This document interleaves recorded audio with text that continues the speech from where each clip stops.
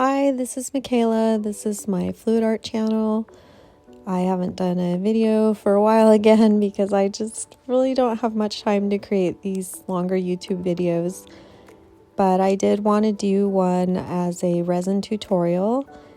That's what this is going to be about. Here is the acrylic pour that I'm going to do it on the table. It's a 10-inch round on canvas. And it is not varnished. So if you use an unvarnished painting, you need to wait at least a couple of weeks to make sure the paint is super dry before putting resin on there. And I'm going to show the back side now. This is the frog tape taped around the canvas. I leave a tiny amount of the edge free. This is because if you tape directly up to the edge, you will create a lip with the resin. This way the resin will run under, if that makes sense, onto the green tape, and that's where you will have your drips. And that way, when you remove the tape, the drips will come off. So, hope that made sense. I'm also going to show here, I'm just, I don't have push pins on it. I just put them on these little paint cups away from the edge because you don't want the resin to drip around and attach to the cup stand. See how it's away from the edge? So yeah, you want to make sure that they're away from the edge because the resin will wrap around and stick to the cup and resin your cup to your art and can kind of ruin your piece. Also, I'm not a resin expert by any means. I'm just trying to show my process and how it's worked for me. So I'm trying to show the resin now, which has been mixed in this cup. I get these cups on Amazon. They're great because they have ounces and milliliters on them.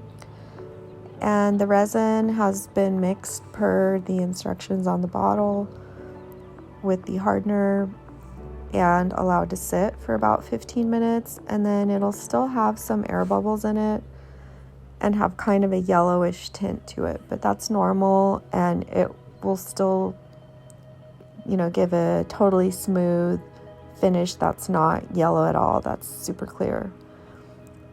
So I like to mix my resin in a very warm room. That helps the products mix better, and it helps the air bubbles rise. You can also put it in like a water bath or next to a heat source to help the bubbles rise faster. So then I just pour it on the canvas, and of course you're going to make sure your canvas is wiped super clean and dust and hair free, and you need to do this in an environment where you don't easily get dust or hairs on it because it's very difficult to get those off.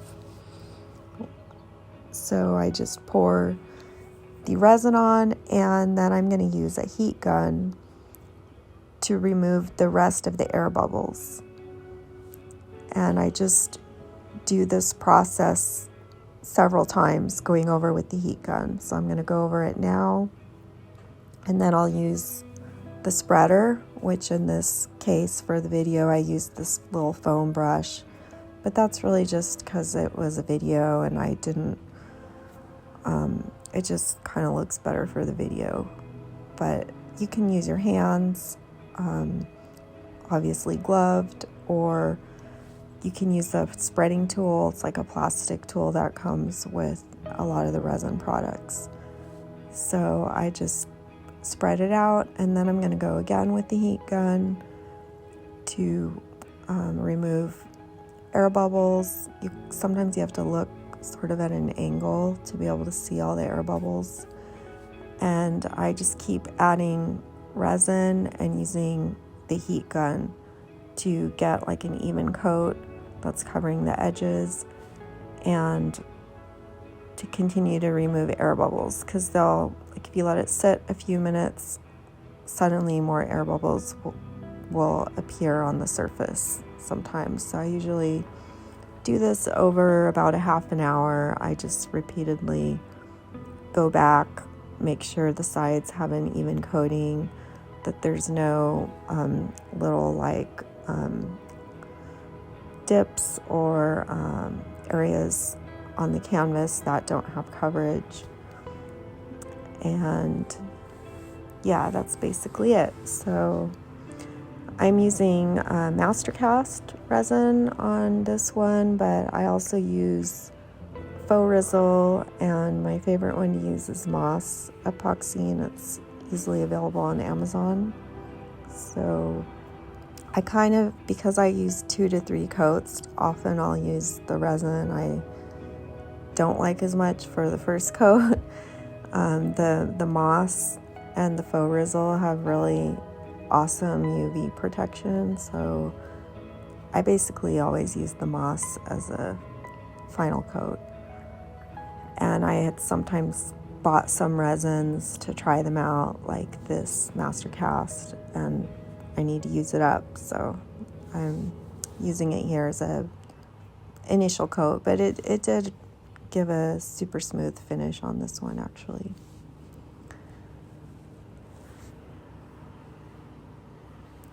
And there I'm just kind of, when I just sort of poked it where there was like a single air bubble, and you can also use a pick, like a toothpick or a skewer, to get just little individual air bubbles.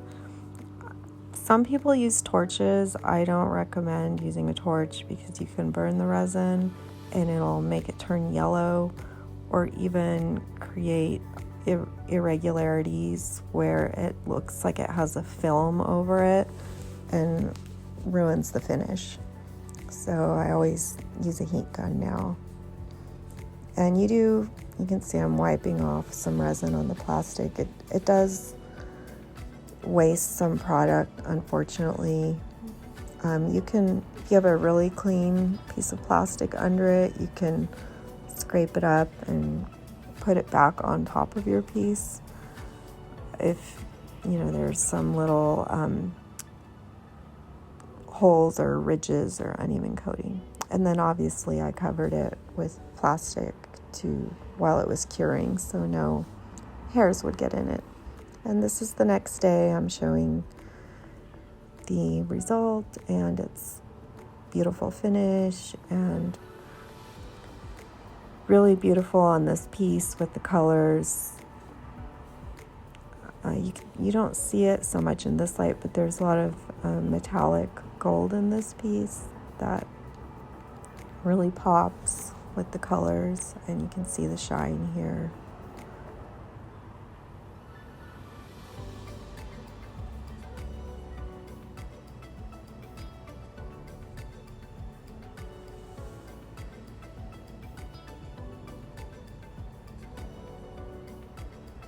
Just trying to show it from different angles. It is a really even coating for a first coat, but just on the edges there are some areas where the resin pulls away as it cures. I'm trying to show it here, but it's difficult to see, and that's why I always have to do usually 2 to 3 coats. Right there you can see where it's pulled away from the edge.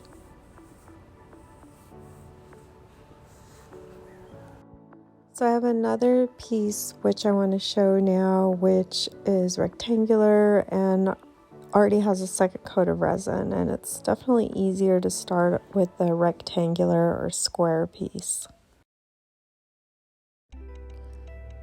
It was much easier to put the tape, close to the edge but not on the edge on this shape of canvas. And here I am showing how I remove the tape with the heat gun. So I just kind of heat it up again, and you just sort of test to see like how soft it is, that you can pull it off easily so that you're not forcing off pieces, because then you can pull off pieces of your canvas. So here it wasn't heat it up enough, so I end up going back. I heat it up more till it's really soft, and you can just peel it off. And then of course you have to be careful that you don't burn your hands through the gloves, and you should be doing this outside or a super well ventilated area. I'm doing it outside. That's just because I'm really sensitive to smells. So you should also be wearing a respirator anytime you work with resin. That's another important safety measure. So anyways, I'm going to show, this takes a while because I filmed it in real time, and I'm just going to talk about a couple other things. So it takes at least 2 to 3 coats of resin to get really nice edges and sides, especially if you're doing it on canvas where you're resining the entire side. It's definitely easier if you're doing like wood and you don't resin the sides. So you basically tape the side and you have a little resin lip that goes over. But it's, in my opinion, it's different to pour on wood. So the paint moves differently, doesn't absorb into the canvas as it's drying, because it really can't on wood panels. So that's why I don't use them that much, because it's going to look different overall. So when I do the several coats of resin, I sand in between each coat. So you can pour the second coat without sanding if you do it within 12 to 24 hours. I usually wait just because I don't always, have time exactly 12 or 24 hours to do another coat, but also because sanding the sides a little bit will give a smoother finish, because then the next coat will attach more smoothly to the prior coat. And you can sand down little ridges that form as the resin's running over. So I use anywhere from like a 200 to 400 grade sandpaper. So just really fine sandpaper. Otherwise you're gonna go down through the resin to the paint, and you might remove some paint in the sanding process. So, and I also sand the entire piece, so it'll look like you're scratching it up. It'll look horrible, like you're ruining it, but you're not. And when you pour the next coat, it'll just be totally smooth again. So,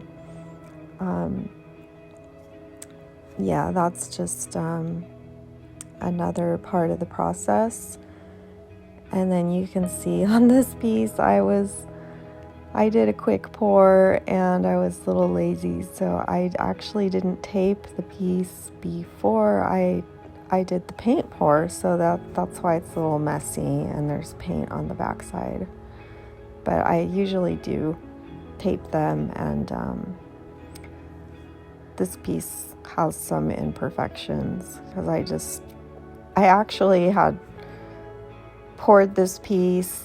It didn't work out at all, and then I was super frustrated. After an hour messing with it, I re-poured it and it just worked, and it was very unexpected for me.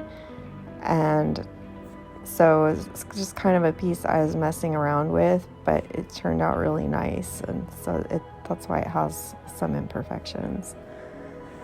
So yeah, this is kind of going on and on with this, removing this tape, but I hope you guys are getting some good information and this is not too boring. I'm trying to think what else I could mention. To clean resin off of like your heat gun, or if you're using a torch, or your spreading tools like the popsicle sticks, anything like that, you just use isopropyl alcohol. Also, if you get like a drip on your floor or a table, if you quickly use isopropyl alcohol, you can just wipe it up. You can even reuse your cups that you mix the resin in. If you get as much resin out of the cup as possible, then as the resin hardens, you can reuse it, and it will still measure accurately as long as there's obviously no resin left in the bottom. Or you can put some alcohol in the cup and then wipe it to get basically all the leftover resin out, and you can keep reusing it. I think the other thing I forgot to mention is when you're removing this tape with the resin on it, that resin is getting sticky as you heat it up, so you need to make sure that you put it off to the side so you don't accidentally put your art piece back on top of it, because you'll get the scoopy resin on the front of your art if you accidentally set it on this tape somewhere, or if you have bits of the resin on the towel, for example. You have to be really careful with that, because it'll stick to the front or side somewhere, and then it's like goopy resin that will make marks, and it's hard to fix that. So I kind of learned that the hard way. So I'm just about done here, and then I'll show the finished piece. It's my dog coming in. One of my dogs, I have 3. That's our little pit rescue. So yeah, I'm just picking off some extra little pieces that were stuck. Even if they are not on the tape, you can heat it up and you can pick it off so that you don't have any lumps on the back, that are going to affect how it hangs on the wall.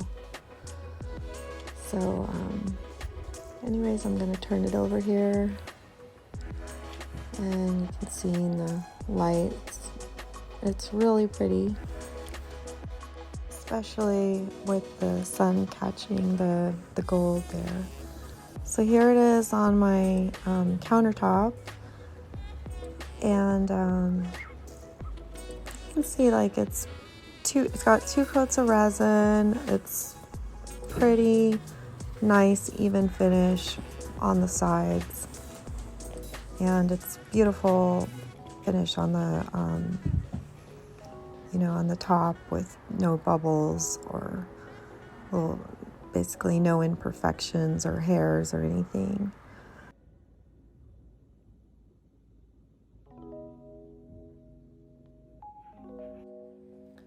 It looks kind of like a mystical creature to me, flying. That's why I like showing it in this orientation.